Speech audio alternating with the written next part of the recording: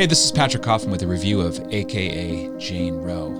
Norma McCorvey was the plaintiff Jane Roe in the 1973 landmark Roe v. Wade Supreme Court decision that decriminalized abortion in all 50 states and at all stages of pregnancy.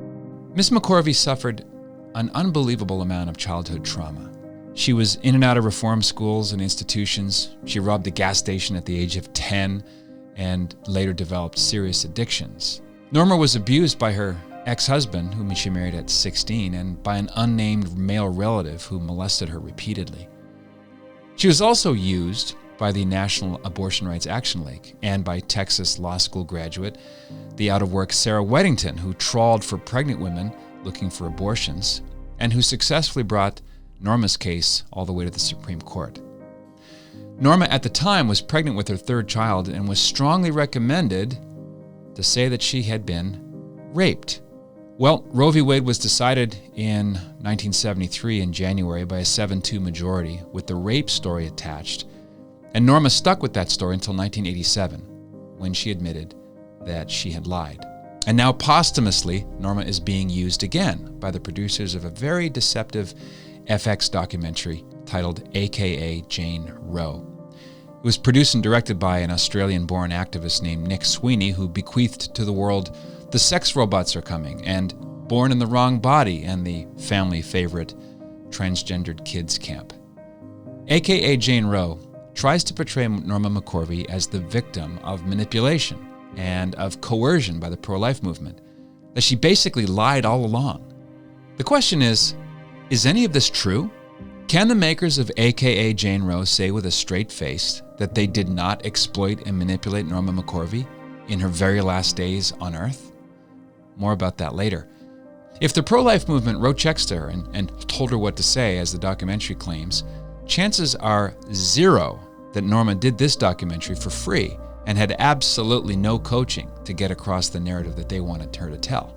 Let's pretend that Norma McCorvey was simply a very good liar to both sides of the abortion battle.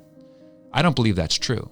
But if it is, at best, it's a wash. It also has nothing to do with what an abortion is and whether it kills an innocent human being. Subjects A.K.A. Jane Roe avoids. It's ironic that this documentary would accuse pro-lifers of exploiting her, since the very first shot features Norma facing the camera, breathing with great difficulty, making sure her oxygen tube is working. The sound editing amplifies her labored wheezing, and she's clearly on her last legs. This is the context of A.K.A. Jane Roe, taking advantage of an out-of-work, fragile, suffering woman who was not only abandoned by the pro-abortion movement when she converted, but was made into an evil pariah. Sweeney and Company actually brought a camera crew into the room in the hospital where Norma was making her last goodbyes and I love yous to her daughter and granddaughters.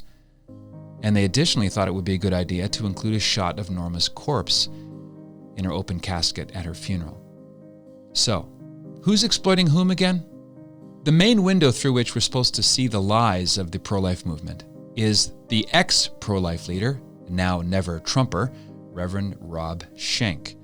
The Reverend sheds what look like, to me, alligator tears over how pro-life leaders made women feel bad and how they failed to see the real person behind Jane Roe.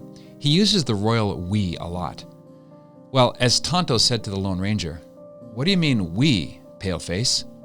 Reverend Schenck is now the kind of evangelical Christian the New York Times, CNN, and NPR can really get behind, which is to say, he lost his way. But he was happy to take his 30 pieces and to extend his 15 minutes of fame to malign the work of some very good people who were close friends of Norma McCorvey. I just did a live stream with one of them, Father Frank Pavone, the National Director of Priests for Life. For decades, Norma described Father Pavone as the catalyst that brought her into the Catholic Church in 1988. He knew her very well for 22 years and was with her off and on as a friend and father in Christ until the very day she died in February of 2017.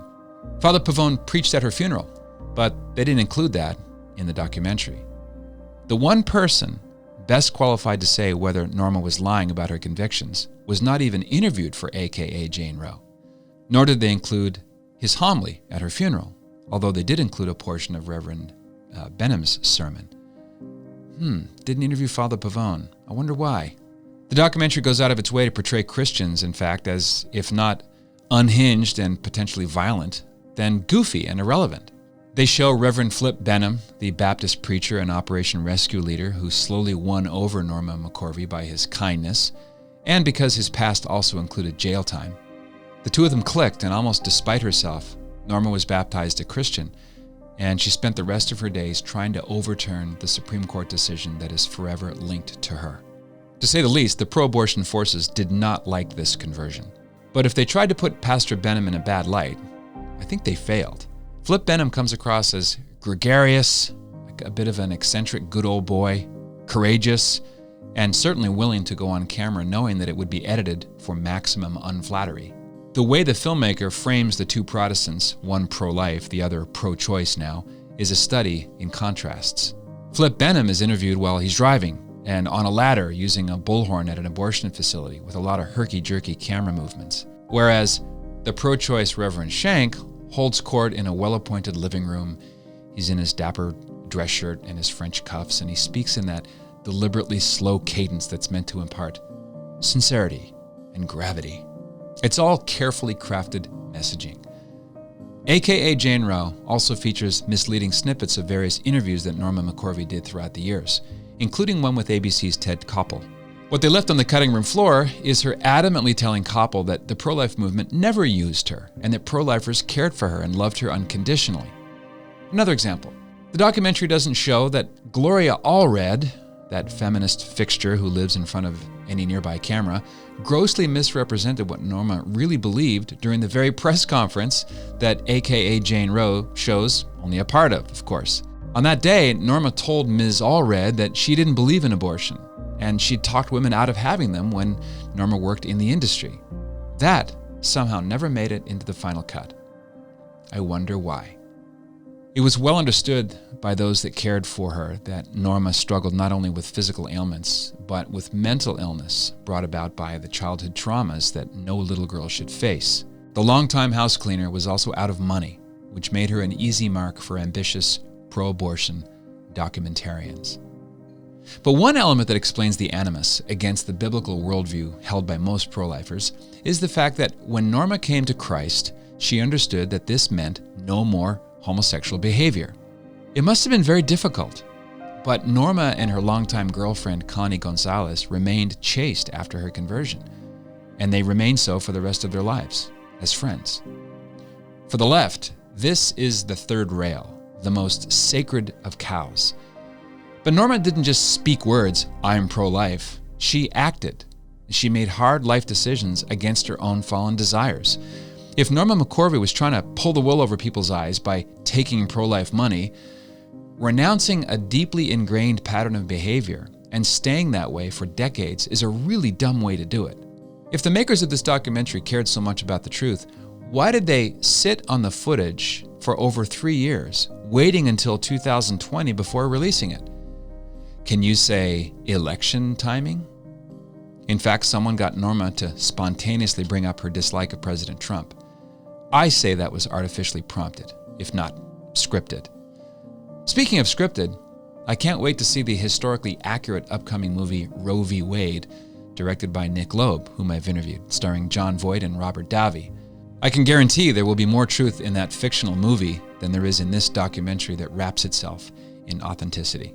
The more attention thrown at this bogus documentary, the more powerful will be the correction offered by the motion picture. Subscribe to this channel, hit the notification bell. In the meantime, be a saint. What else is there?